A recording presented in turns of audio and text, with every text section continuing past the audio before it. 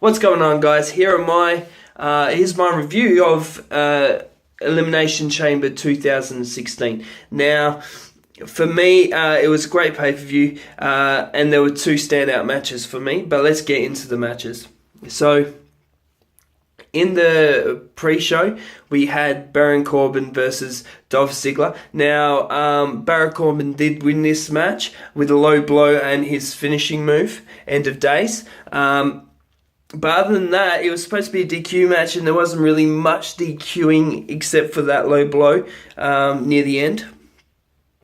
And then we go into the main card. So we got the United States title match between Rusev and Kalisto. Now, this match surprised me a little bit because not about the winner of the match, because I knew that Rusev would win. It was more about the way it happened. I thought that Kalisto wouldn't. I just didn't think the match would end the way it did. I thought it would be more of a fight, but Rusev just annihilated Kalisto. Absolutely annihilated him. Threw him on the apron. Kalisto couldn't move. Pulled him into the ring and then gave him the accolade. It was just brutal. Then we get into the third match on the main card, and that was the tag team title match. And that was the New Day versus the Vaudevillains. Now, we all knew that the New Day were going to win. They came out at the beginning. Fantastic promo at the beginning of the match. And I don't know if you guys agree with me, who are into this, but I'm starting to see a bit of a bit of tension between Big E and Mr. Woods there. So it'll be interesting to see in the future what happens, if there will be a break, or if Big E will back off. I don't know. It seemed a bit interesting to me that was happening. And then we get in. So the New Day won that. And it was a great match. It was a very good match. It was fast-paced. A lot of antics from the New Day. And, I really enjoyed it. The next match was the Intercontinental title match between Sami Zayn, Kevin Owens, Cesaro, and The Miz. Now, this match, by far, I reckon will be the match of the year. Was fantastic. So fast-paced. It was just go, go, go. Like Cesaro did like 21 spins on The Miz. There was a suplex into 2 power bombs. So it was insane. The winner was The Miz. But the amount of close pinfalls there were, the amount of finishes there were, it was insane. You had at one stage Cesaro giving elbows to everyone, then Kevin Owens would give his his bomb to everyone, and it was just whoa. It was a great match. I loved it, and even though Kevin Owens didn't win, I'm sort of hoping that Sami Zayn will start to follow The Miz and try and chase that title and gain the title back. So then we go into the next match, which was the Steel Cage match, or the Ambrose Asylum match. Lethal Lockdown.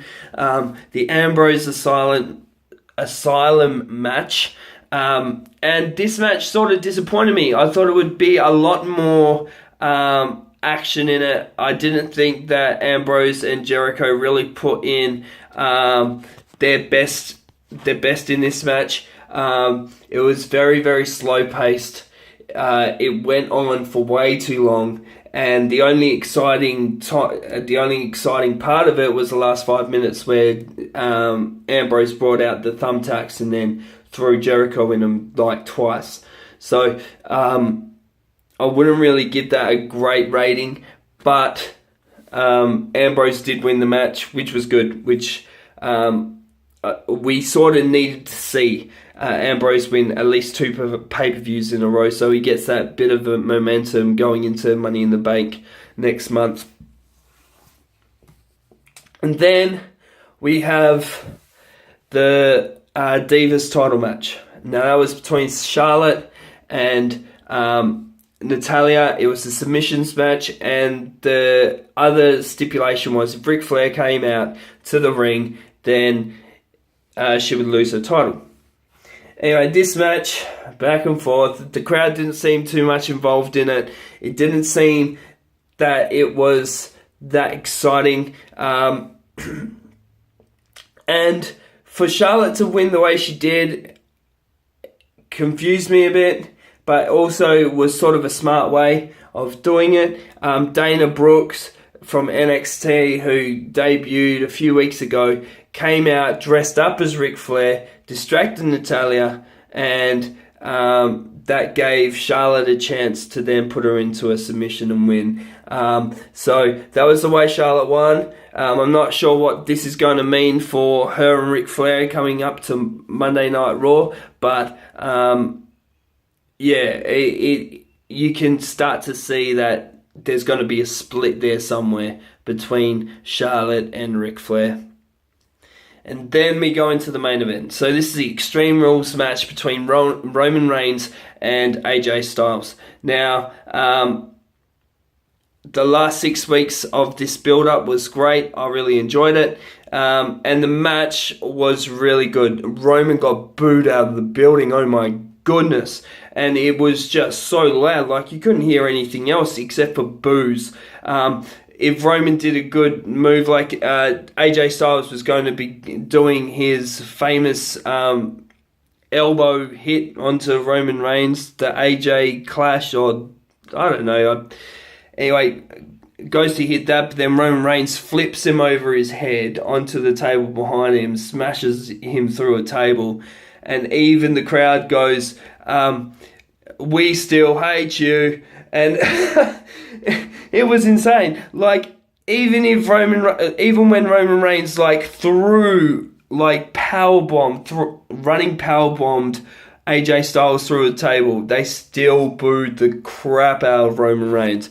It was insane. We had interference from the club and also the Usos in this match. And the ending came when AJ Styles was going to hit the phenomenal elbow, and Roman Reigns speared him in midair. 1, 2, 3, Roman Reigns wins the title. And then it came to the post-match. Everyone was screaming. You couldn't see it on the camera, but then all of a sudden, Seth Rollins comes out of nowhere and pedigrees Roman Reigns in the middle of the ring, grabs the title, holds it up, and Seth Rollins back. Seth Rollins is back, and you just know that Money in the Bank is going to be insane. So I'm really excited. I hope you all enjoyed my review. I know it was short, I know it was sweet. But like always, subscribe for more content. Twitter and Instagram links are in the description. If you enjoyed the video, in the comments below, let me know what your favourite match was. And sorry, my voice sounds like I've swallowed a frog. I have been very sick lately, so we're only 7 subscribers away from the competition, so hit that subscribe button. And don't forget, guys, keep smiling because you're worth it.